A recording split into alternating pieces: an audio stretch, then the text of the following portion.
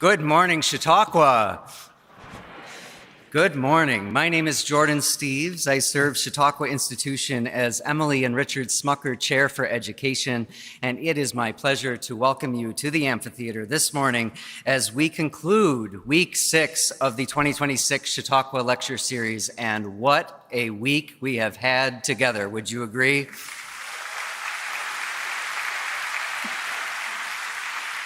Before this morning's lecture, I of course have a few announcements. Please note that due to inclement weather, today's free dance workshop on Odland Plaza with Alonzo King Lines Ballet, which was scheduled for 12:15 p.m., is canceled. I'm sorry. You will have a brief opportunity to greet this morning's speakers, Robert P. George and Jeffrey Rosen, on the back porch of the amphitheater immediately following the program. Please note that we must limit the number of people admitted to the porch, and we ask that you keep your greetings to a brief hello. Professors George and Rosen will host a joint book signing today at 1:30 p.m. at the Authors Alcove adjacent to the Chautauqua Bookstore, where books will be available for purchase. This week, Chautauqua Institution has been proud to partner again with the Colonial Williamsburg Foundation, and we've been honored to present a series of Master's Series programs with their nation builders and interactive historic trades and skills demonstrations throughout the grounds. The capstone event of this partnership and our America at 250 week happens this evening with a fully staged Colonial Williamsburg production titled Flame of Revolution right here at 8 p.m. in the amphitheater. Flame of Revolution is an immersive multimedia journey into the birth of the Declaration of Independence, the debates that nearly derailed it, the courage that carried it forward, and the timeless ideals that continue to challenge and inspire us today. The show features Colonial Williamsburg nation builders and the wonderful fifes and drums senior corps that we've enjoyed all week. We look forward to seeing you right back here at 8 p.m. And we thank all of our staff colleagues at Colonial Williamsburg for their partnership and collegiality. We've been so grateful to work with them on these opportunities to enhance Chautauqua's Week on America at 250. Would you please help me thank our partners at Colonial Williamsburg?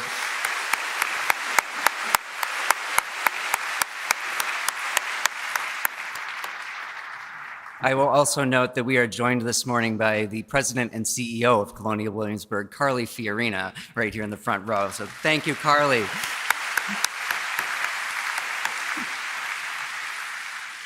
If you'd like to continue the conversation on this or other lectures, we hope you'll consider participating in the Chautauqua Dialogues. These are small group facilitated discussions about the lectures you have engaged with this week. Consult the Chautauquan Daily for times and locations. And please note that while dialogues are usually held at denominational houses, you do not need to be affiliated with the host community or any faith community to attend. All are welcome to participate in this opportunity to learn from and listen to each other. As this week draws to a close and some of you prepare to transition back to your other home, we hope you've had a transformative Chautauqua experience, and we invite you to join us again in 2027. If you've enjoyed the programs this week, you may be interested in Week 1, 2027, titled The American Constitution, or Week 3, titled simply Trust, or Week 6, titled Amna Nawaz and Friends, American Storytellers, curated with the co-anchor of the PBS NewsHour. Of course, these are just 3 of 9 thought-provoking and action-inspiring topics on deck for next season. More information plus an updated list of confirmed presenters and artists is available at 2027.chq.org, and of course, we welcome your suggestions there as well. In addition to our in-person audience here in the amphitheater, we are pleased to welcome those of you watching and engaging with this program on our Chautauqua YouTube channel. Thank you for joining us. Everyone who is with us live is welcome to participate in the Q&A at the end of our program. You can submit questions at any point during the lecture via the questions portal at questions.chq.org using the browser on your mobile device. And our amphitheater audience may also submit handwritten questions the old-fashioned way, which will be collected by the ushers after the lecture concludes. And then finally, out of respect for your fellow audience members and our speakers on stage this morning, I ask you to take a moment, reach into your pocket, pull out your phone, make sure it's on silent, and we will enjoy our time together. This concludes the morning announcements. We conclude our week-long celebration and commemoration of America at 250 this morning with a conversation between Robert P. George and Jeffrey Rosen. Robert P. George is the McCormick Professor of Jurisprudence and Director of the James Madison Program in American Ideals and Institutions at Princeton University. Currently, he also chairs the New Jersey Advisory Committee of the U.S. Commission on Civil Rights. Robbie is general editor of New Forum Books, a Princeton University Press series of interdisciplinary works in law, culture, and politics. He is a member of the Council on Foreign Relations and is of counsel to the law firm of Robinson and McElwee. Robbie is also the author of several books. His most recent is Seeking Truth and Speaking Truth, Law and Morality in Our Cultural Moment. Jeffrey Rosen is Chief Executive Officer Emeritus of the National Constitution Center, and his latest book is The Pursuit of Liberty: How Hamilton and Jefferson Ignited the Lasting Battle Over Power in America. Jeff is a professor of law at the George Washington University Law School and a contributing editor at The Atlantic. This morning also serves as his final engagement as our 2025-26 Chautauqua Perry Fellow in Democracy, and we thank Jeff for his partnership in helping curate our America at 250 week and generally for his friendship to Chautauqua. Thank you, Jeff.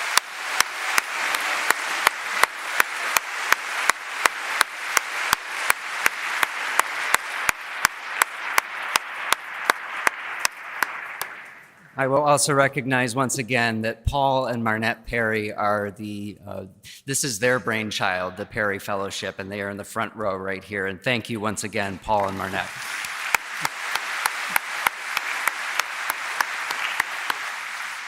It is our honor to host Robbie this morning on this return visit to Chautauqua, and it has been a delight all week to host Jeff and his wife, Lauren. Lauren, would you please just stand and take a bow?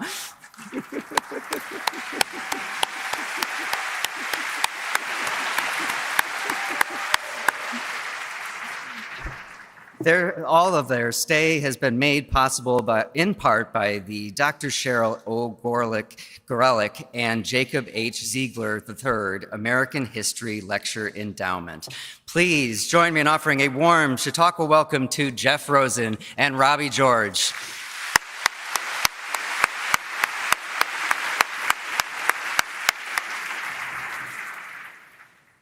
Thank you so much, and hello, Chautauqua!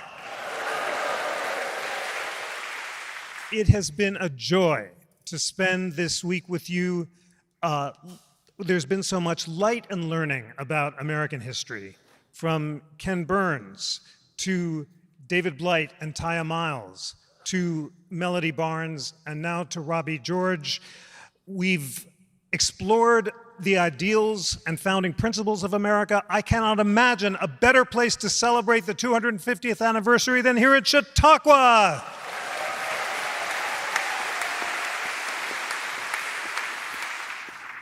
And I'm really looking forward to this conversation. Robbie, you and I have not prepped for this because we always find our conversations are best when they evolve spontaneously, but we do know that our assignment broadly is to talk about the Declaration and the Constitution and the relationship between them. So let's begin with the Declaration. Ken Burns and I had a magnificent conversation parsing the Declaration clause by clause. We're not going to do all of that, but I do want to begin with a phrase that we did a deep dive into that you know more about than perhaps anyone, and that is the pursuit of happiness. We talked about how that phrase originally meant being good, not feeling good. Tell us about its philosophical origins and its classical meaning. Well, I'll be very happy to do that, Jeff. First, though, let me say what a pleasure it is for me to be back at Chautauqua, and I want to thank Jordan and Deborah and the team for inviting me here. I also want to thank the Perrys, Mr. and Mrs. Perry, for their generous sponsorship. I had a delightful conversation this morning with the great Carly Fiorina. It's our first opportunity to meet, and that was great fun. And of course, it's great to be together with my old friend Lauren Rose. And what a joy to be back together in conversation with Jeffrey Rose. And I've said before, and I will say here again, that no one has done more than this man to promote a sound understanding, to advance the cause of American civic education. No one has done more than Jeff has done as president of the Constitution Center in every other way.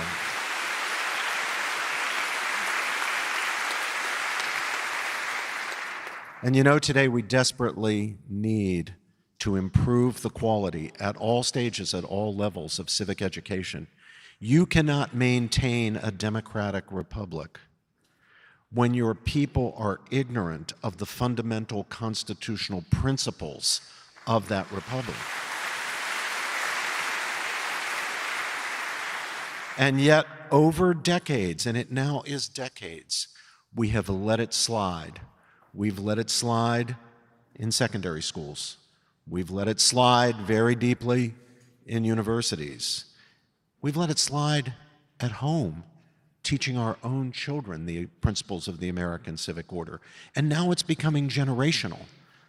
New parents can't teach their children the principles of American democracy because they themselves weren't educated when it comes to those principles. It was James Madison, the great James Madison, who said, "Only a well-instructed people can be permanently a free people." And he was absolutely right about that. You cannot hold together ignorance of civic affairs with the maintenance of a democratic republic. The only way you can maintain the republic is with a people who understands the principles of their order, who believe in those principles, and who are willing to take the risks and make the sacrifices to preserve those principles and not to give them up as soon as somebody comes offering something, security, protection, economic advancement being taken care of in return for compromising on those principles, compromising their liberty away. And that's why civic education is so important. It's why what we're doing here is, I believe, so important. It's why what Jeff has dedicated his life to is so important.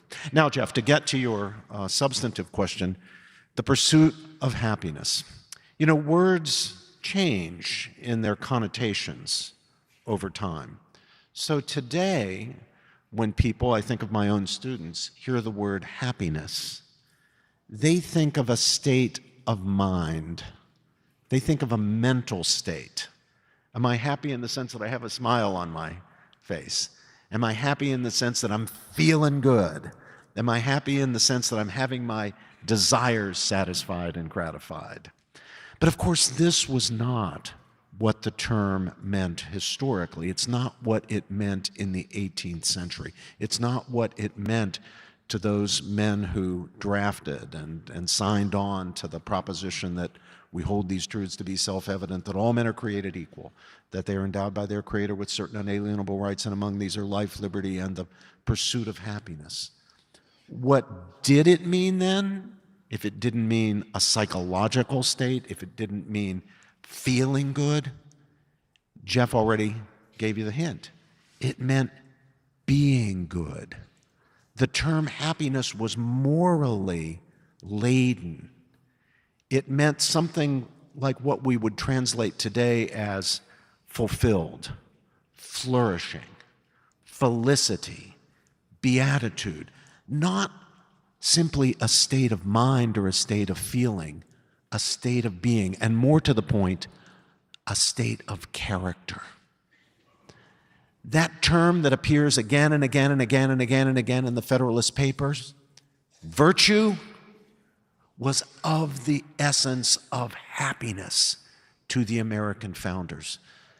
We could easily translate, we'd capture the spirit of the thing if we translated the pursuit of happiness to the pursuit of virtue. Disciplining oneself, that one was not simply a slave to one's desires, whatever they happen to be, like a brute animal, but rather was master of oneself exercised the self-control that enabled liberty, that other term in the Declaration, to not degenerate into license. If we're pursuing happiness in the sense of fulfillment, flourishing, felicity, virtue, then we will be exercising our liberty not in pursuit of whatever we want, whatever we happen to want, but rather in the pursuit of what is worth having, worth doing, in pursuit of the good. So that, Jeffrey, I think is the essence of the pursuit of happiness. And if we fail to educate our youngsters in what happiness really means, what it meant to them, then what they will infer from the words of the Declaration is the pursuit of happiness means pursuing feeling good, pursuing getting my desires satisfied, pursuing doing whatever I want to do. And it's not that. It's about self-discipline, self-control, self-mastery. It's about virtues like humility and courage and civic-mindedness and civic-spiritedness. It comes packaged with obligations, even though it's framed in terms of rights, the unalienable rights to life, liberty, and the pursuit of happiness. We haven't detached them from obligations. At dinner last night, Jeffrey brought up the great Viktor Frankl. I don't know if that name still means anything to people. Oh, I'm so glad it does. God bless Chautauqua. Only at Chautauqua would people remember Viktor Frankl. And remember the title of his great book? Shout it out. Man's Search for Meaning. Well, when the great Viktor Frankl, Holocaust survivor, psychologist, came to this country, he was very happy to be here, as you can imagine, very happy to be free from the persecutions of old Europe, very happy to be past the Nazi atrocities and the death camps. He loved America. He was patriotic, but he was not uncritical. In this respect, he was like another refugee to the United States who would come later, the great Alexander Solzhenitsyn. But Frankl, after reflecting on his new country, after reflecting on America, he said to a reporter who was interviewing him, "You know, this country has a statue. I saw the statue when I arrived in New York as we were coming in on the boat. And you call it the Statue of Liberty." And he said, "That's good. That's good that you have a Statue of Liberty, because liberty is very important." But he said, "I think that you in America should also have another statue. I think you should build another one. Perhaps you could build it on the other coast, off the coast of San Francisco. And it should be the Statue of Responsibility, so that we have both liberty and responsibility." You know who would have said amen, hallelujah to that? The American founders. Because when they spoke of liberty and the pursuit of happiness, those were concepts to them that were deeply connected to responsibility. They weren't the aversion of responsibility. They were about exercising one's liberty responsibly in the pursuit of virtue, in the pursuit of flourishing, in the pursuit of fulfillment for oneself, for one family, for one's country. Beautiful. First of all, Robbie, I love the fact that you are so enthusiastic about America's founding principles. You are literally at the edge of your chair, and all of us are as well. And you defined the pursuit of happiness so well using words like character and felicity and beatitude. What I want us to talk about now is the relationship between personal self-government and political self-government. The founders believed, as you said, that unless we could master ourselves as individuals and discipline our unproductive passions and emotions, we would descend into mobs and be incapable of the thoughtful deliberation that self-government requires. And James Madison, who studied at Princeton with John Witherspoon, divided, like the classical authorities, the soul into three parts: reason in the head, passion or emotion in the heart and desire in the stomach. And he said that we have to use our reason to moderate our unreasonable passions and desires so we can achieve the calm tranquility that allows us to tend to the common good. And Madison's famous theory of faction said that any group, a majority or a minority, may be overcome with passion and be focused on self-interest rather than the common good. And the whole point of the Constitution was to slow down deliberation, to prevent mobs from organizing. And the fact that the country was so big meant Madison was optimistic that by the time mobs did organize, they would get tired and go home. Tell us more about this crucial question about why the founders thought that personal virtue was necessary for public virtue and why they feared the republic would fall unless citizens were virtuous. Well, let's think our way back into their situation. They had just succeeded in overthrowing by military force the greatest military power on the face of the earth. Let me tell you, my friends, that was a very unlikely conclusion. The overwhelmingly more likely result was that those men who signed the Declaration of Independence, after a failed attempt at a rebellion against the greatest military power on earth, would be arrested, prosecuted, convicted, and hanged. And they knew it. They knew that they were putting their necks in nooses when they signed the Declaration. And yet, somehow, providentially, they succeeded. That unlikely event actually came true. But then, of course, they faced the next question. Now what do we do? We've overthrown what we regard as British tyranny. How do we avoid creating a homegrown tyranny here? What kind of government do we establish? Do we replace a monarch we didn't like with a better monarch?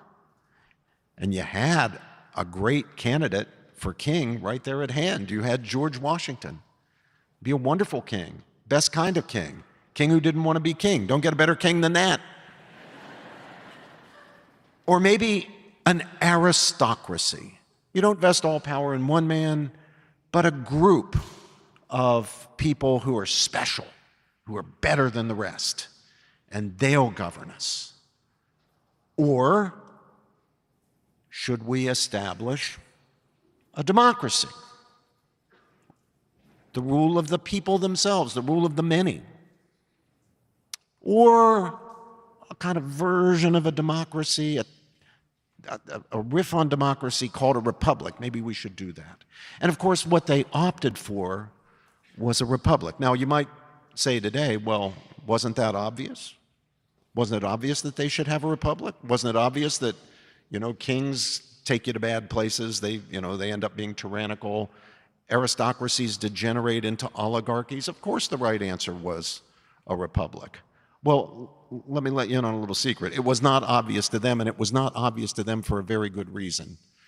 Throughout history, going all the way back into antiquity, and through the Middle Ages and into the Renaissance city-states, republics or democracies had been tried, and they had all failed. And when they failed, very often, they degenerated into the worst forms of tyranny, leading some people at the time of the American founding to conclude that republics or democracies simply can't work. The record is so bad, so dreadful, so awful, that the best we can hope for is some kind of benign despotism. Now, despotism isn't very often benign, but maybe that's the best we can hope for. So it was a bet when the American founders opted for a republic. And they knew that if they were going to make it anything more than a bet, if they were going to do anything to make a republic for once succeed, they would have to consider what had caused the previous republics to fail and what had caused them to collapse so often into the worst forms of tyranny. And that meant they had to take seriously into account this thing called human nature. So they had to think about what Jeff just invited us to think about, the nature of man as a creature that is rational, but also emotive, that has and can act on reasons, but can also have passions that can be wayward and desires that can lead us astray. As Jeff pointed out, Madison studied at Princeton with John Witherspoon. Now, I'm wondering if anybody knows very much about John Witherspoon. He was the only minister of the Christian gospel to sign the Declaration of Independence. He was a professor at Princeton, later became president of the university. And he was a Presbyterian. He was a Calvinist. Anybody know anything about do we have any Calvinists out there? Can you tell us about, there we go. Can you tell us about the Calvinist understanding of human nature? Pretty bad. My old philosophy of religion teacher in college, a wonderful man named Linwood Urban, used to quote Calvin. I don't know if Calvin actually said this, but to bring home to us Calvin's notion of total depravity, he would quote Calvin as saying that even on the day of judgment, the elect would be obnoxious in the sight of God. The elect. So Madison did have a very, what shall we say, realistic understanding of human faults and foibles and fallenness and fallibility. And he knew that we could go off the rails. And when we go off the rails, it's usually when we leave reason behind and instead allow ourselves to be motivated by these wayward passions and these wayward desires. Selfishness, greed, hatred, animosity, rapacity, we're told in Federalist Paper number 10. And this causes republics to degenerate. This causes democracies to become the rule of the mob. That's why our founders did not use or like the term democracy. Again, if you look at the Federalist Papers, those commentaries on the then proposed Constitution, you will find no celebration of democracy. Today we celebrate democracy everywhere, right? Even the worst most tyrannical countries in the world, the worst dictatorships, proclaim themselves democracies, the democratic republic of this and that. So democracy has been valorized. Our founders didn't like the concept of democracy because they identified it with the rule of the mob, where people have allowed themselves to be captured by their passions. They don't exercise self-control. They just pursue their own narrow self-interests, overcome by their greed and hatred and rapacity and so forth. So he knew, and all of our founders knew, that for a republic to survive, you needed two things. One, a people who were fit to be self-governing. But a people could be fit to be self-governing, and Jeff has already said this, only if they can govern themselves as individuals, if they can put reason in control of appetite and spiritedness and passion, so that our appetites and our spirits and our passions can be directed by reason toward what is truly good, what is intelligibly wantable, and not just our brute desires. And number two, since no one, absolutely no one, could be trusted to be in control of himself, virtuous all the time, you needed structural constraints on the exercise of power by anyone. And that meant a constitutional system that would ensure that no institution, and institutions are all staffed by human beings, no one would have unchecked and unaccountable power. Now, in Federalist number 51, I'm going into professor mode here lecturing, but Federalist number 51, we're told that The second of those things, the structural constraints on the exercise of power, are what our founders called auxiliary precautions. In other words, they're secondary. They're important, they're critical, they're necessary, they're indispensable. You can't have unchecked power. You need the system, the Madisonian system of checks and balances, if we're to have any hope of our republic not going the way of all republics in the past. But they're secondary, they're auxiliary, they're not enough. What else do you need? You need that first one. Virtue in the people. People who are capable of controlling themselves. People who are more or less virtuous. Nobody's perfect, but more or less virtuous. Now, how do we have that given the Calvinist picture of human nature that he endorses? How are we going to have virtue in the people when human beings are so shot through with vice? Only by formation, only by education. And who does formation and education? Not the federal government, not the government of New York. How do people become virtuous? We've got a whole lot of virtuous people out here. How did these people become virtuous? The President of the United States issue an order, an executive order? No. Governor of New York? Supreme Court? No. You became virtuous. The virtue you have, you acquired because of whom? Mom and dad, and grandma and grandpa, and auntie and uncle, and pastor and teacher and coach and librarian. The people close to you, and the institutions they serve, the institutions of civil society, the family, the church, the civic association, the Chautauqua, the entities, the little platoons, Burke called them, that play the primary role that government can never play, or play well, of not only providing fundamental health, education, and welfare, but of transmitting to each new generation the habits of mind and heart, the qualities of soul, in a word, the virtues that enable human beings to lead decent lives and to become responsible Republican citizens. There we go. Beautiful.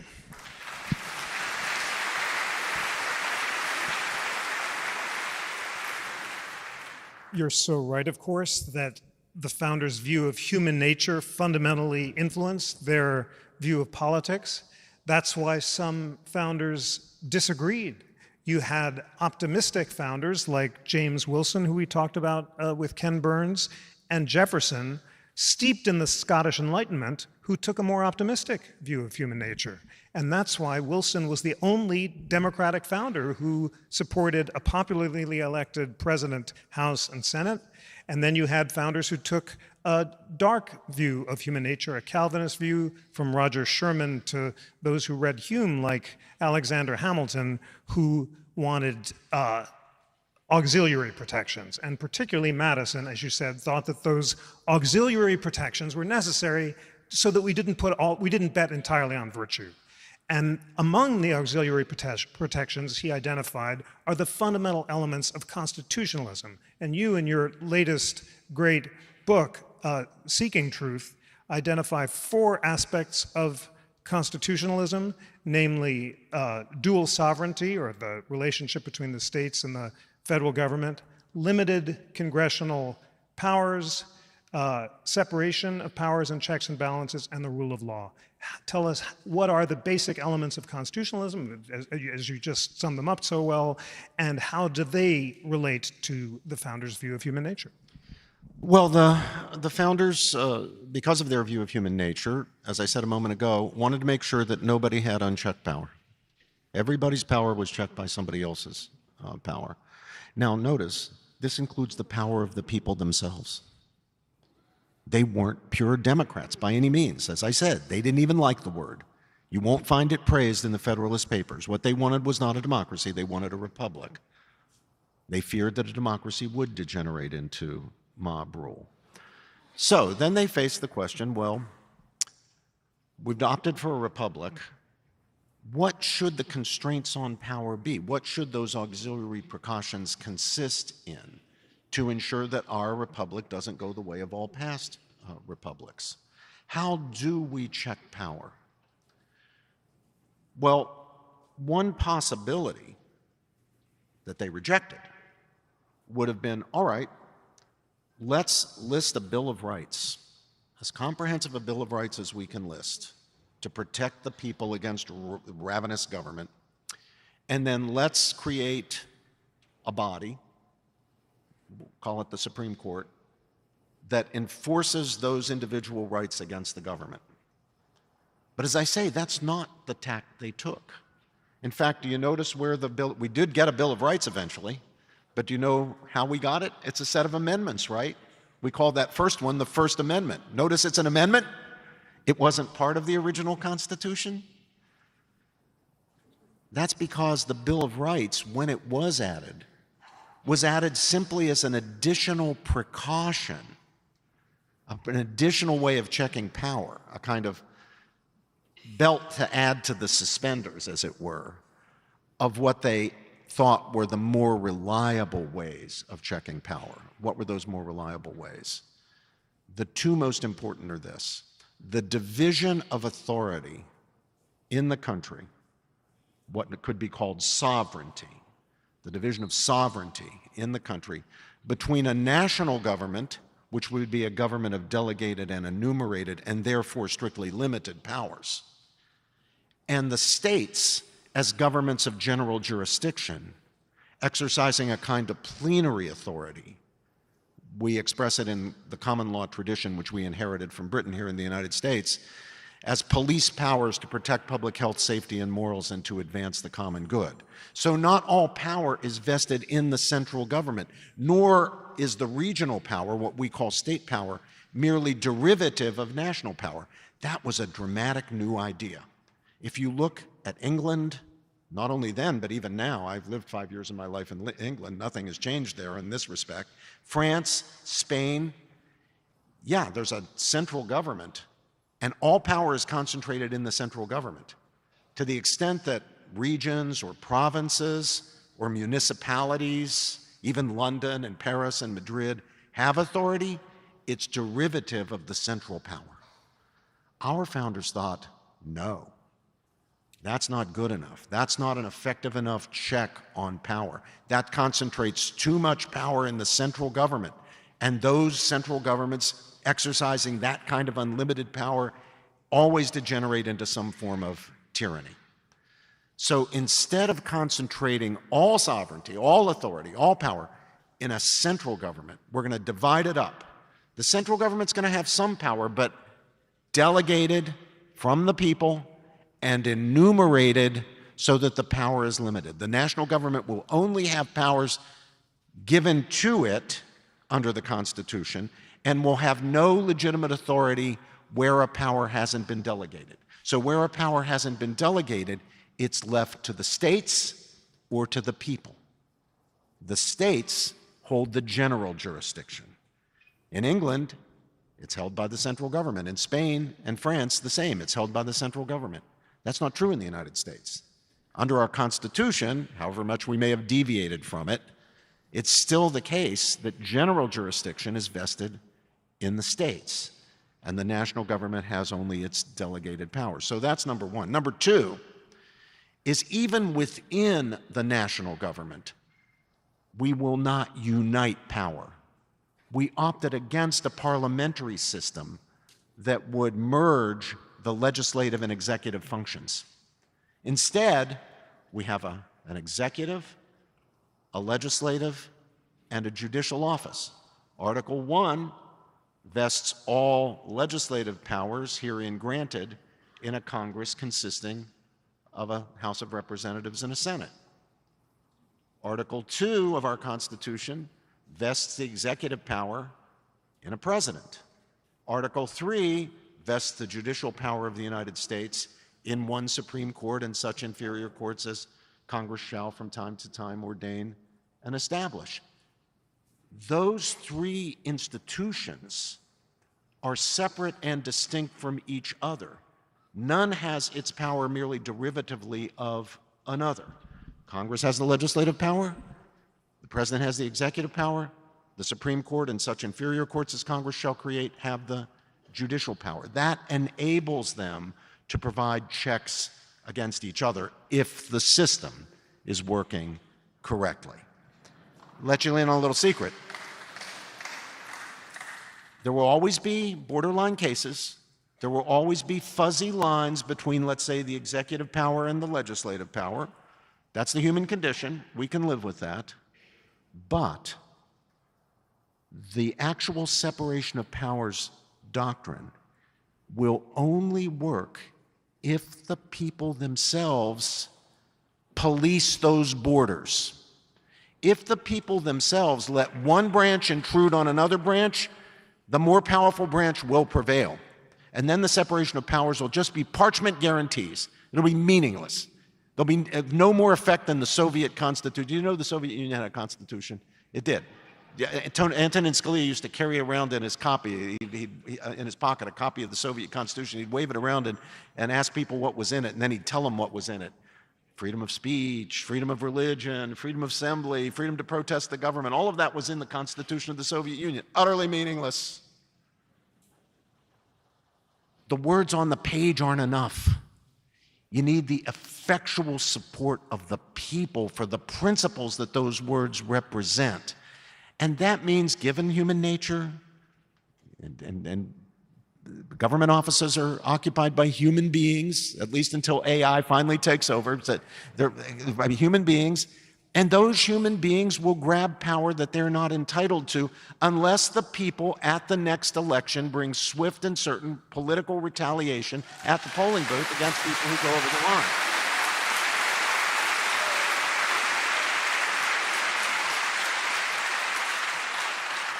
And that means we are responsible for our constitutional protections. It's not somebody else. It's not the Supreme Court. It's not Hollywood. It's not the elite. It's we ourselves, we the people, are responsible for our own Constitution.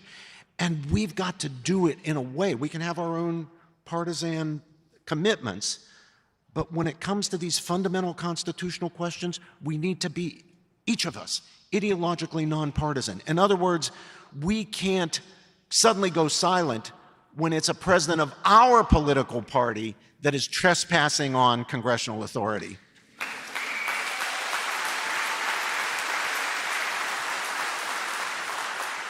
And I'll let you in on something else.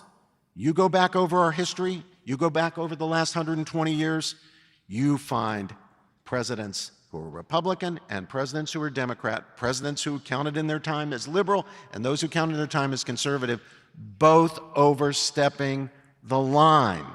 And too often, when they overstep the line, and this can be true with the other branches as well, you have courts overstepping the line, you have sometimes Congress overstepping, but too often, one side complains when a president of the other party goes over the line, but then goes silent when a president of their own party goes over the line. That's why I'm calling for each of us to be ideologically nonpartisan on the constitutional questions. We can be partisan as you want to be on everything else, on all the policy questions, the taxation and social policy and environmental. Fine, be partisan. We want to win a big debate about these issues. The country benefits by having strong arguments on the competing sides. But when it comes to these basic constitutional questions, federalism, the separation of powers, the Bill of Rights protections, the rule of law, all Americans need to be united. And we need to be willing to call out those on our own side.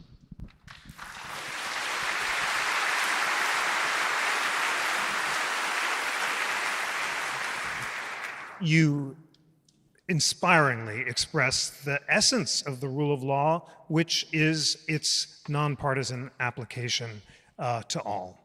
And you've described so powerfully the structural checks on power that are inherent in the Constitution. And yet, from the beginning, the founders and other Americans have disagreed about the proper relationship between liberty and power, and the greatest and most fundamental of all disagreements was between Hamilton and Jefferson, and I want to talk about them now. For Jefferson, every increase in power threatens liberty. For Hamilton, increases in power can help to secure liberty. Jefferson trusts the majority and exalts democracy. Hamilton fears democracy as generating into mobs. Jefferson wants to strictly construe the Constitution so that only Congress can exercise its enumerated powers. Hamilton wants to liberally construe the Constitution so that it can have implied powers. And finally, they disagree about the nature of the executive, with Hamilton proposing a president elected for life. He proposes that at the Constitutional Convention. It doesn't go very far. And Jefferson preferring a one-year term limit for the president. And this, which we talked about with Ken Burns, the reason for that. And this all comes to a head in that great scene in the room where it happened, not the one in the musical, but a year later, where Hamilton and Jefferson and the cabinet are gathered, and Washington is away, and Hamilton looks at the portraits that Jefferson has on the wall and says, "Who are those three guys on the wall?" And Jefferson says, "Those are my three greatest men in history, John Locke, Francis Bacon, and Isaac Newton." And Hamilton pauses for a long time, and then he blurts out, "The greatest man that ever lived was Julius Caesar." And Jefferson then founds the Democratic Republican Party in supposed opposition to the Caesarism and monarchism of Hamilton and the Democrats, and that's the greatest Oppo research line or conspiracy theory in American history, which lasts for the next 100 years. I'd like you to talk about the competing philosophies of Hamilton and Jefferson and how they've gone on to define so many of our subsequent political and constitutional battles. Well, you're right on the mark, Jeff, in your account of the basic differences in political outlook, political philosophy between Hamilton and Jefferson. I also think you're right that this was the fundamental division. Now, there were other, nuanced points of view among the other founders, but this is a fundamental division. There are people lining up, Americans lining up behind Jefferson and lining up behind Hamilton. In addition to those, and I'll get back to them in a second, but I just want to add this, there was a difference between the two men in the vision of the nature of the American future. Jefferson pictured an agrarian republic, not a commercial republic, and he had a reason for that.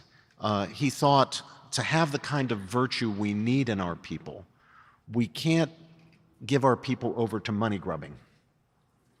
Interesting, Jefferson, of course, was a spendthrift, bankrupted himself, bankrupted his family, but nevertheless, we none of us live perfectly with our principles.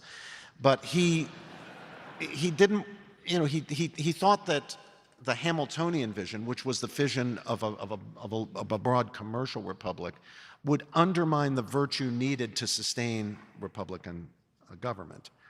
Hamilton, by contrast, thought that the kind of republic, the kind of commercial republic he envisioned, would impart its own virtues, that people would develop virtues such as thrift, such as philanthropic virtues, that when people were successful financially, they would be generous with other people and so forth. But to get back to those more technical political differences, Jefferson and the Jeffersonians did think that the Hamiltonians, the Federalists, were closet monarchists, if not Julius Caesar-type imperialists, Caesarists. But the Hamiltonians regarded the Jeffersonians as basically revolutionaries, as promoters of mob rule, or people who were willing to live with the rule of the mob. So the Hamiltonians, when the time came, were not surprised by Jefferson's, what shall we say, less than critical attitude toward the French Revolution. I think it was Jefferson who said something about, what was it? The tree of liberty being be moistened by watered the blood of By the tyrants. blood of tyrants and patriots. By Yes. the blood of tyrants and Which patriots. appalled yeah. Hamilton for its. Yeah, exactly. He's yeah. endorsing the worst excesses of the So the terrorists. bloodshed of the French Revolution, the Hamiltonians put at the feet of Jefferson and his party. So there were very different visions. Now, I myself, for my own part, I'm just giving my own personal opinion here, am glad that the Hamiltonians won out on those issues. I think the Jeffersonian program would have stunted the development of the United States. But the issue can still intelligently be debated even today. What's so remarkable is throughout American history, both sides have invoked Hamilton and Jefferson opportunistically to justify whatever result they want. So when Hamilton dies in the duel, everyone's a Jeffersonian, and Lincoln, as David Blight was saying, stands in front of Independence Hall and says, "I'd rather be assassinated on this spot than abandon the principles of Jefferson." After the Civil War, Jefferson is the prophet of secession and nullification, and Grant banishes his statue from the White House back to Congress in disgrace, and James Garfield and John Bingham found Reconstruction on the principles of Hamilton. And then in 1912, Woodrow Wilson, Theodore Roosevelt, and William Howard Taft are all Hamiltonians for different reasons. Theodore Roosevelt is called on to apply Hamiltonian means for Jeffersonian ends, the Hamiltonian means of a strong federal government for the Jeffersonian ends of expanding democracy. That came from Herbert Crowley in the New Republic, and TR embraced it. Wilson, the president of Princeton, who you'd think would be a Jeffersonian, raised in the South, UVA, the temple of Jeffersonianism, went to Johns Hopkins and studied Hegel and Hamilton, and doesn't like the separation of powers at all, and thinks that the American president should be like a British prime minister. And William Howard Taft, that heroic Hamiltonian, thinks that both of them are demagogues and is defending the rule of law. Then FDR reinvents the Democratic Party along the principles of Jefferson, which he puts Jefferson on the nickel and builds the Jefferson Memorial. This is an act of what my people would call chutzpah, because he's just expanding the Democratic Party like nothing else, but he focuses on the Democratic Jefferson. And then Reagan comes in and says he's going to reinvent the Republicans as the Jefferson of limited government, and he left the Democratic Party because it had abandoned those principles. So these are very malleable threads. What I want to ask is where they came from. Let's talk a little bit about the biographies of Jefferson and Hamilton to try to understand how these different views came from. I'll just briefly tee it up and then ask you. Jefferson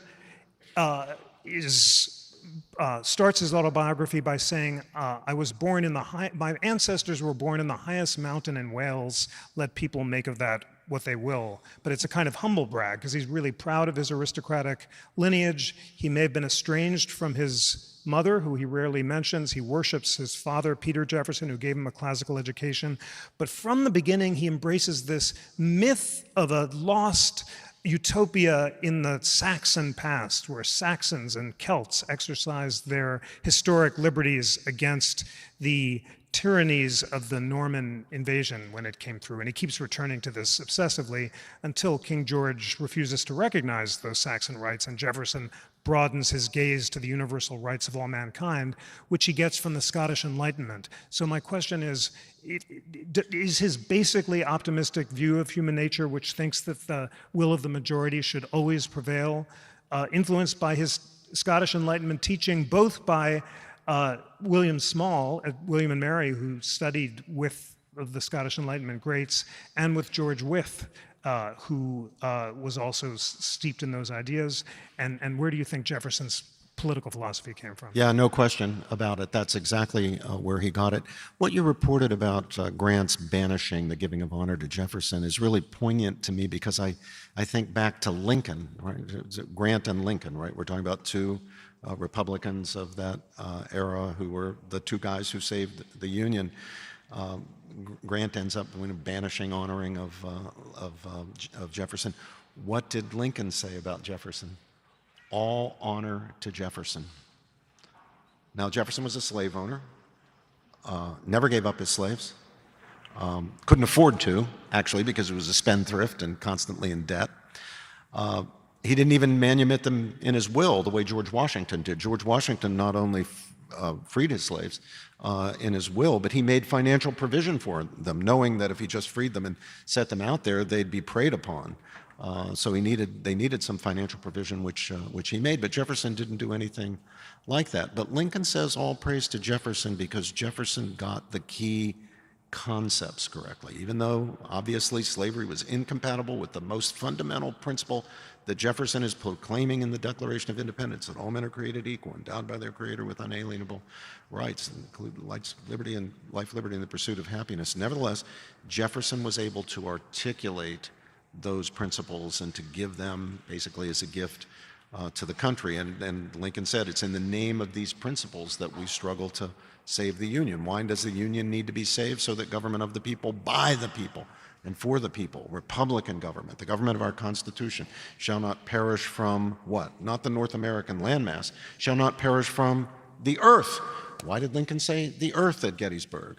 He said the earth because he knew that if Republican government failed one more time on this spectacular scale in the New World, in the United States of America, if it failed one more time, then for the rest of human history, at least as far as the eye can see, people will conclude human beings, given their corrupt nature, are simply unfit for self-government. The best we can hope for would be some benign form of despotism. So that, I think, is fundamental to Jefferson's understanding of things, his political philosophy. It's that principle he articulates in the second sentence, which is really what's behind the rest. Now, in a certain sense, that is optimistic. When you talk about Jefferson's optimism, you got to be pretty optimistic to believe that human beings are bearers of profound, inherent, and equal dignity. And that's what that second sentence, all men are created equal, is saying. I mean, if you really think people are corrupt through and through, basically creatures at the mercy of their desires, however wayward and wicked and animalistic those desires are, you're probably not going to believe in the profound, inherent, and equal dignity of each and every member of the human family. But Jefferson did believe that. It's why he wrote those words in. At the foundation of the Republic is that understanding of humanity, is the bearer of that kind of dignity. So I think that's the source of the optimism. By the way, Jeffrey, since we're on the subject, people have often wondered, and Henry Lee directly asked Jefferson, where did Jefferson come up with these ideas for the Declaration of Independence? Where did Jefferson and the other members of the team, Franklin, Adams, others who were involved in the drafting of the Declaration, where did they come up with these new ideas? And in responding to Henry Lee, just a few months before his death, on July 4th, 1826, 50 years to the day, of course, from the signing of the Declaration, same day his friend, then enemy, then friend, John Adams died. In responding, Jefferson said to Henry Lee, there were no new ideas. Really? That sounds pretty radical, pretty new. All men are created equal, endowed by their Creator. No, Jefferson said, there were no new ideas. He said in his response, in his letter to Henry Lee, we were simply giving voice to what Jefferson referred to as the harmonizing sentiments of the American people, to the common sense of the American people as it had been shaped in their conversations among themselves and in their written documents, and he said in what he called the elementary books of public right that had influenced them. And then he gave 4 examples. He gave a non-exhaustive list of 4 writers, thinkers, who had influenced the American founding. Now, on that list, there are indeed 2 modern figures, 2 Enlightenment figures, different Enlightenment figures, nevertheless Enlightenment figures, John Locke and Algernon Sidney. But the other 2 were from antiquity. Aristotle, the great Greek philosopher, and Cicero, the great Roman thinker.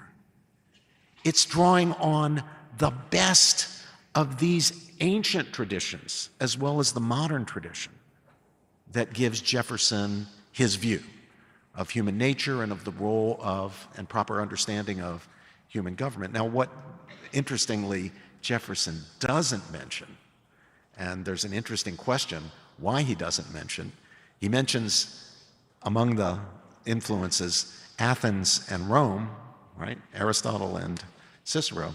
He doesn't mention the Bible.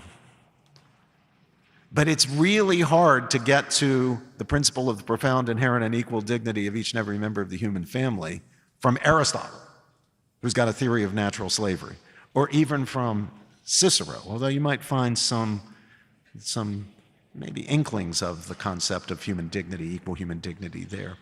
No, you get it fundamentally from Genesis 1, the doctrine of the Imago Dei, that each and every human being, no matter how poor, no matter how abject, no matter how fallen, each and every human being is made in the very image and likeness of the divine creator and ruler of all that is, the image of God. Now, the interesting question is, why does Jefferson not mention it? One possibility is it didn't occur to him.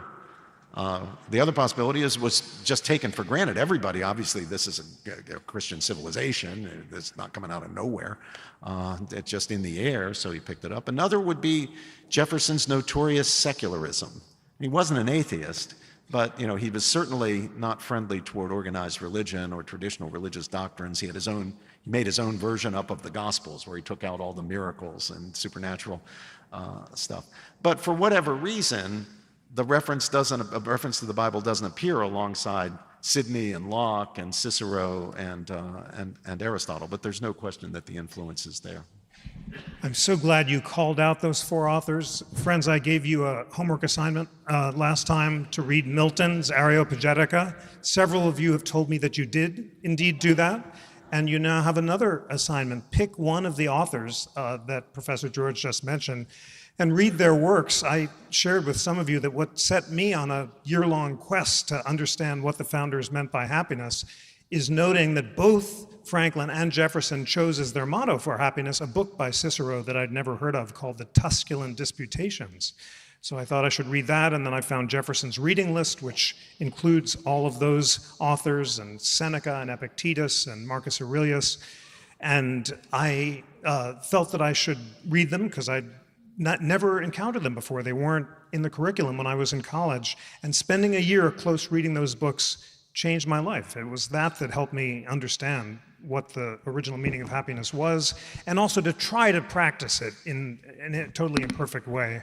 By practicing the virtues of industry and temperance and courage and justice and so forth. So pick one of the books and read it, and you may find that it changes your life too. Let me suggest starting with Cicero. Yes. Actually, yeah. I mean, Aristotle's very much worth reading. What you want to read from him for these purposes are the Nicomachean Ethics. They're a bit of a lift. Cicero's easier to read, and you could do a lot worse than start with the Tusculan Disputations. Yeah. It's true, although it's not exactly a romp. So if you really want a good introduction to Stoic philosophy, Marcus Aurelius's Meditations is the way to go. It's the most accessible. Get a good modern translation, and you may find that it changes your life. Let's talk about Hamilton, and we'll soon go to the audience. It was quite a hat trick that Lin-Manuel Miranda pulled off in transforming Hamilton into the rapping multicultural icon of the American dream, given the fact that he was seen in his time as a monarchist who was aspiring to resurrect Caesarism in America. Let's ask what the source of his philosophy of a strong central government was. Well, the first thing that I want to share is that my people, at least, were really excited to learn that Hamilton may have been Jewish.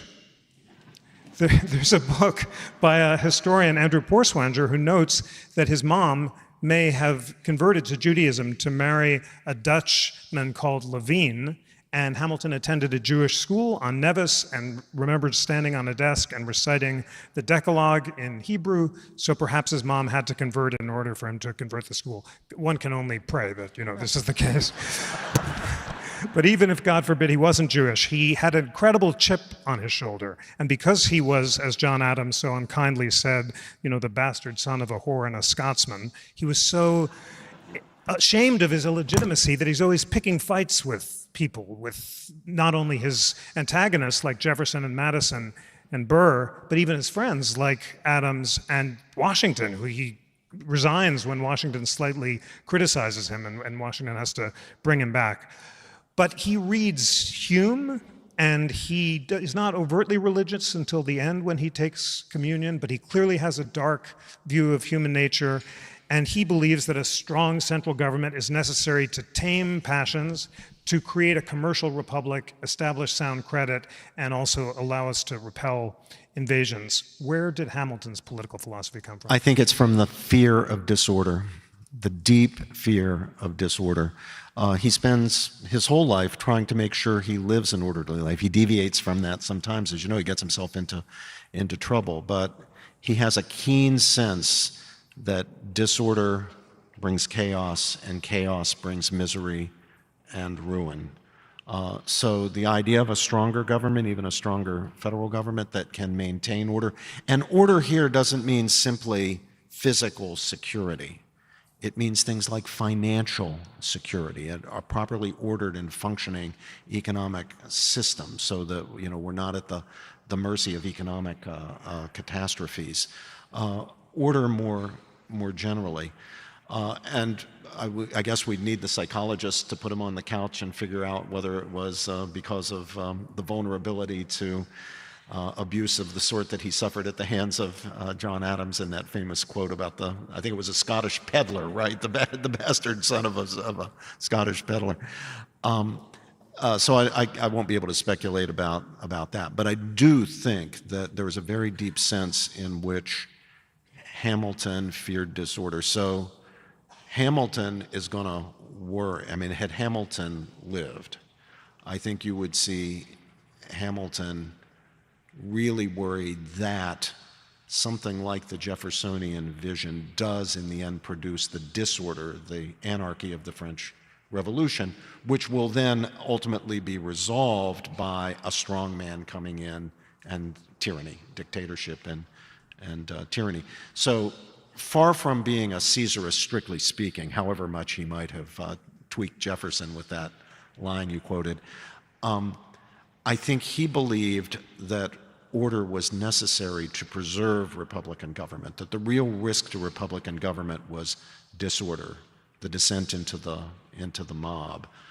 So strong government, far from being a threat to liberty, was, at the end of the day, the way to secure liberty and maintain it. Great. Just two questions, and let's keep them pretty tight because we've got to get to audience questions. Describe some of the ways that battle between Hamilton and Jefferson is being fought out today, especially on the Supreme Court, where the conservatives tend to be Hamiltonian on executive power and Jeffersonian on congressional power, and the Democrats are exactly the reverse, of strong Jeffersonians on executive power and Hamiltonian on congressional power. You have noted that the conservatives are not all the same. Yeah. And even among the originalists, Justice Scalia called himself a Hamiltonian and wanted a strong administrative state when it was well administered. And Justice Thomas considers himself a Jeffersonian and recently quoted the Declaration. Talk about how those strands are playing out on the court today. Well, I myself have become notorious, I guess, for trying to remind anybody who's willing to listen to me, and I'll forgive you if you're not willing to listen to me on this, reminding everybody that the very first word of the very first and only sentence of the very first article of the Constitution. So once we've gotten through the preamble, we the people, in order to form a more perfect union and so forth, once we've gotten through the preamble, which says why we're going to do what we're going to do, once we get to the point where we start doing it, so in a certain sense, when it comes to the operative part of the Constitution, the very first word of the Constitution is the word all. I quoted it a few minutes ago, but just very quickly went past it, so you probably didn't focus on it. All legislative power herein granted shall be vested in a Congress consisting of a House of Representatives and a Senate. The next little secret I'll let you in on is that the word all means all. And since none of our constitutional interpreters seem to think that all means all, I went back and checked to see what the word all meant in the late 18th century, because words do change their meaning, and I found that all meant all. It doesn't mean some, it doesn't mean most, it doesn't mean many. It means all legislative power. All legislative power herein granted shall be vested in the Congress. But if we look at our country today, can we really say that the laws under which we live, the federal laws, the national laws under which we live, conduct our lives, run our businesses, and so forth and so on, were made by our elected representatives in Congress, in the House and Senate? And I think the answer to that is it's preposterous to believe such a thing. So much of so many of the regulations and rules, laws under which we live, conduct our affairs, conduct our businesses, and so forth, come either from the executive branch and its agencies or from the courts. Legislative authority has dissipated on the one side over to the executive, on the other side over to the courts. So you have bodies that are not under the Constitution supposed to be making law, because all legislative power herein granted shall be vested in the Congress, who are effectively making law. Now, to some extent, I blame the competing branches. The presidents of both parties, going all the way back at least to Wilson, who you're right. I know a bit about Wilson because I'm sitting in his chair. He was the first McCormick Professor of Jurisprudence at Princeton. I'm the sixth. He famously said that we should ditch our constitutional structure, as Jeffrey pointed out, because our 18th century Constitution is, and I quote him, a Newtonian document that is unfit for a Darwinian age. So he wouldn't mind the merging of executive and legislative power, with much more power shifting off into the executive branch. But I do mind because I take seriously that first word of the first sentence of the first article of the Constitution, that word all. And it's not just that Congress has had its powers usurped by the judiciary on the one side and the executive on the other. It's that Congress has abdicated its powers. It sent so many over to the executive or over to the courts. And the reason for that is, old Adam, it's human nature, right? You're a politician, you're elected to Congress. You like to vote on stuff that gets you reelected to Congress, right? So, if you're a Democrat, you want to vote for more spending. If you're a Republican, you want to vote to lower taxes. What you don't want to vote on are things that are going to be controversial in your districts. So you're just as happy if the courts would take that off your hands or if the executive branch would take that off your hands. But I do think it's time that we demand that our legislators in Congress, legislate, right? Do some legislating. And this takes us back to that debate. Very tight, and then we'll go to questions. We've spent a week delving deep into the American idea. We've been inspired by its principles. We've been sobered by the many ways in which America has fallen short of those principles throughout our history.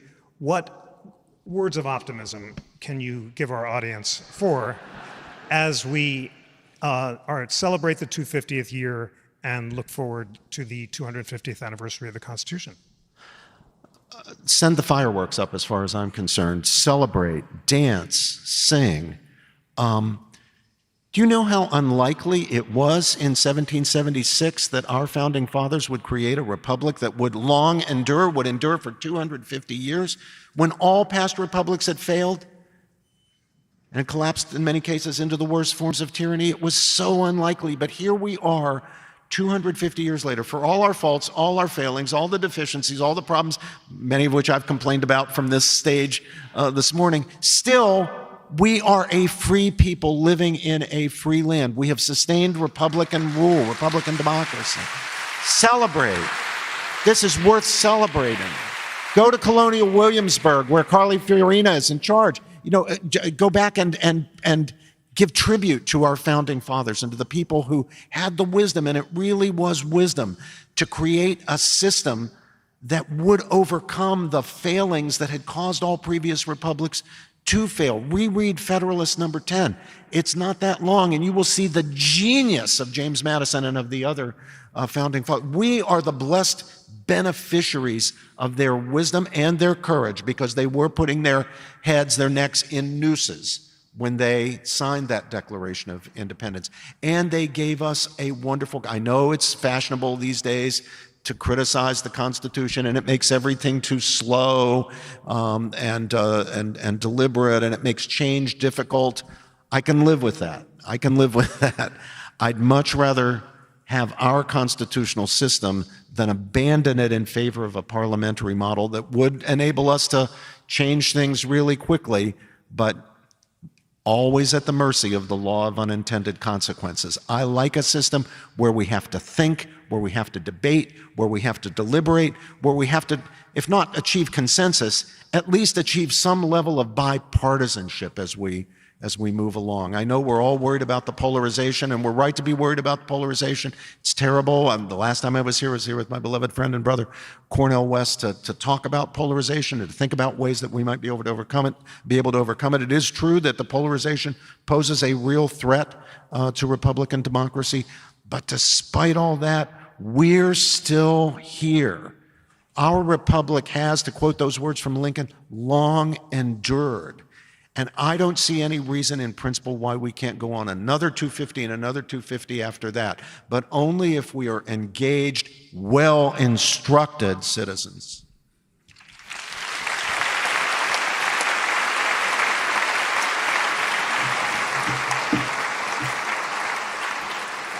Thank you, Robbie and Jeff. We're going to run a few minutes over as we're at noon, and I want to get to a handful of questions if we can. Some of you are going to move on to your next activity at Chautauqua, and that's okay. We just ask that you keep your conversations quiet as you make your way out of the amphitheater. There are instructions for how to submit questions on the screens, and I will jump right in. Jeff and Robbie, we have heard again and again and again the meaning of the pursuit of happiness this week, which all of our speakers have defined as the pursuit of virtue. How would you define virtue today, 250 years after it meant something to the founders?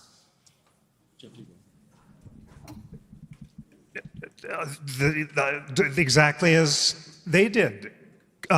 Think of Franklin's 13 virtues: temperance, resolution, cleanliness, order, chastity is also on his list. It's all getting at the same idea, which is using our reason to give us sober second thoughts. It's really, if you had to give the modern definition, impulse control, emotional intelligence, thinking before you speak, not engaging in immediate gratification of what's in your selfish interests, but thinking about others and the common good. Yeah, exactly right. There's a big debate. It's a debate within the conservative world, but it's also a debate more broadly about whether the focus should be on individual rights and the common good, as if these were somehow in opposition to each other or in tension with each other. That is not the American understanding.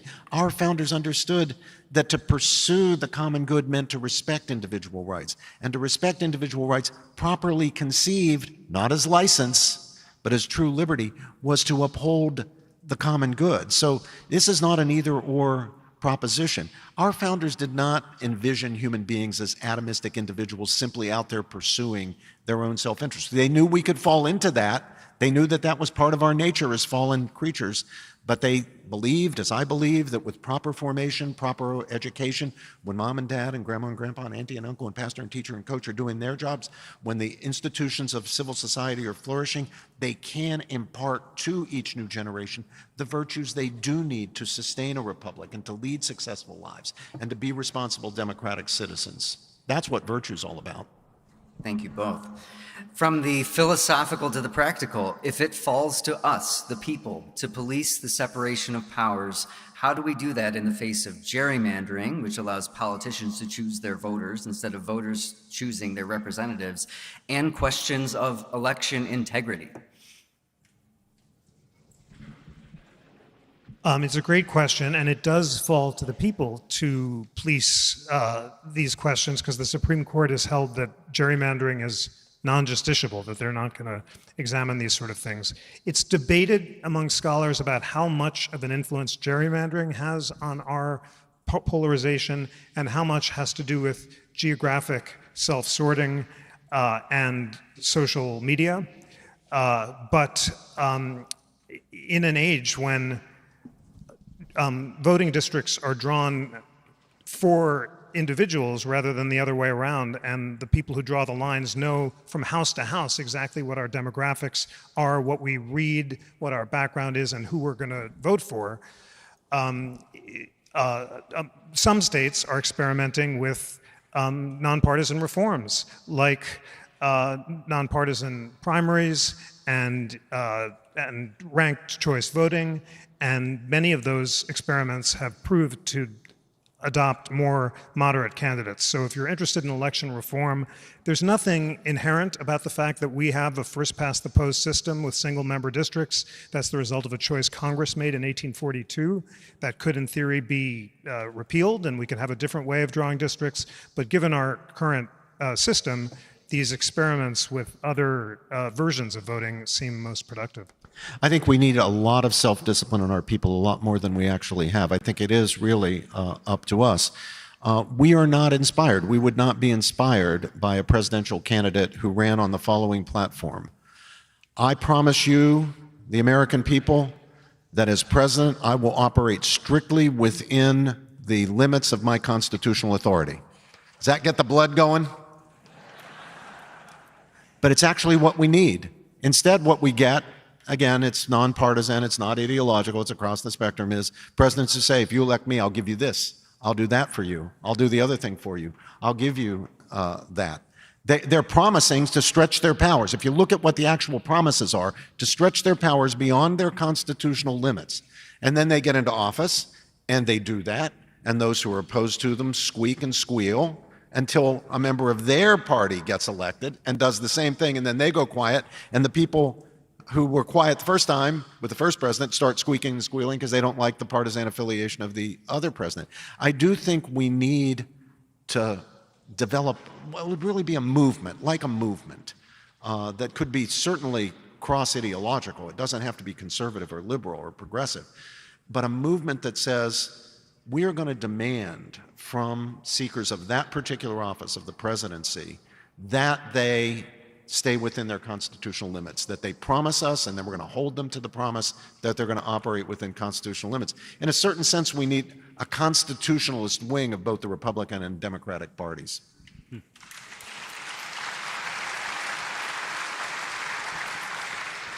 You've both spoken about the unlikeliness of America, so I think I know part of the answer to this question. Does the concept of American exceptionalism go back to the founding era? Is it conceptually aligned with what the founders wanted us to believe about the obligations of citizens of the United States? It goes back before the founding era to the Puritan era and the first sermons from John Winthrop and the notion of a city on a hill, of being a moral exemplar to the world, but only if we ourselves keep the covenant. And that's why the most powerful mode of American speeches is what my great college teacher, Sack Van Berkovich, called the American Jeremiad, using the strophe of the prophet Jeremiah, who would denounce the congregation for having fallen short of ideals and then encourage them to recover the covenant. So Jeremiahs throughout history have done that, and that's why that's why James Otis wrapped himself in a toga before the American Revolution, denounced the lack of virtue in the citizens for not being self-restrained enough, and said only if we recover that virtue can we win the war and uphold American ideals. So that notion that we're always falling short, but we've got to do better, and that we have a duty and, in some sense, a divine responsibility to do so, goes back to the beginning. And that's us at our best. The best speeches have been Jeremiads, from the Puritans all the way to Martin Luther King on the Mall. You know, Jordan, for most of my life, the American left was critical of the concept of American exceptionalism. And now I find that the American right has become critical, at least important elements of the American right, conservative side, have become critical of American exceptionalism. I agree with Jeff. It goes all the way back to before the time of the founding. And I think it's critically important to who we are as Americans. And if we lose the concept of American exceptionalism and our understanding and commitment to it, we'll basically be losing the essence of America. So that means I have to tell you what I mean by American exceptionalism, or what I think it means. Here's what it does not mean. It doesn't mean beating our chests and saying how wonderful we are as Americans and we're better than other people. We're better than the French and the Chinese and other people. That's not what it means. That's not what it ever meant. It's not about how special we are as human beings. We're made out of the same mortal stuff, the same flesh and blood, with all the faults and failings and foibles of any other human being. So that's not it. So what is it then? It's this idea. Unlike, say, the nations of old Europe or the East, most nations in the world, where the sources of the people, the sources of the nation's unity and strength are in common ties of race or ethnicity or religion. Common bonds of blood and soil or throne and altar. Unlike that, we Americans find our sources of strength and unity in a shared commitment to the basic principles of constitutional Republican government, to the principle of the inherent and equal dignity of each and every member of the human family, to the institutions of the Constitution. It has to be a set of ideas, or if you will, a creed, because it can't be blood or soil or throne or altar. We Americans are of many different ethnicities. We come from Croatia and Japan and Ghana and Indonesia and everywhere else. We're of different races. We're of many, many different religions. That was true from the beginning. In the beginning, it was mostly different Protestant groups. But from the beginning, there were these religious differences, and now, of course, Americans represent all the different faiths, not only of the West, but more broadly the Abrahamic traditions and even the Eastern traditions of Buddhism and Hinduism and Sikhism and Taoism and so forth. So if we're to be bound together, if we're to have sources of strength and unity, it can't be those factors. So we're going to be different from just about everyone else, all other peoples on the earth. We're going to have to be bound together by our shared commitment across races, across ethnicities, across religions, across ideologies, in those commitment to those constitutional principles and foundational values, starting with that principle, that basic, most basic principle, the profound inherent and equal dignity of each and every member of the human family, the one captured by the idea that all men are created equal, endowed by their Creator with unalienable rights. What happens if we lose that? What happens if we lose our shared commitment to that principle and to the broader set of constitutional principles? Where will we look for our sources of strength and unity? Common race? Common ethnicity? No way. Common religion? Nope. It means we're left with nothing. Nothing to tie us together.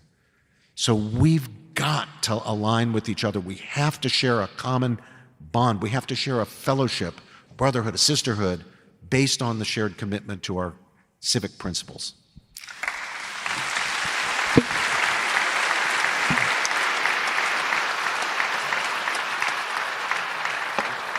Robbie, you just wrapped up this week with a bow. What a place to leave us. Thank you once again to Jeff Rosen and Robbie George.